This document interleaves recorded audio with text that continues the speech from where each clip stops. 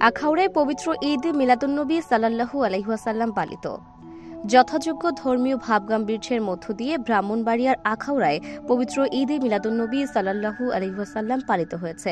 রোববার সকালে আখাউড়া উপজেলার রেজভিয়া সুন্নিয়া সংগঠনের আয়োজনে কুমিল্লা সিলেট মহাসড়কের ধরখার এলাকায় পবিত্র ঈদে মিলাদুন্নবী সাল্লাল্লাহু আলাইহি ওয়াসাল্লাম পালিত হয়। এ সময় ধরখার বাসস্ট্যান্ড থেকে ধর্মীয় পতাকা নিয়ে বর্ণিল জশ্নে জুলুসের একটি বর্ণাঢ্য র্যালি বের করা হয়। র্যালিটি তন্তর বাসস্ট্যান্ড পর্যন্ত প্রদক্ষিণ করে পুনরায় দরখার এসে শেষ হয়। এতে আশেপাশের এলাকার বিপুল পরিমাণ মানুষ সহ রেজভিয়া সুন্নিয়া সংগঠনের নেতাকর্মীরা অংশ নেন। এর আগে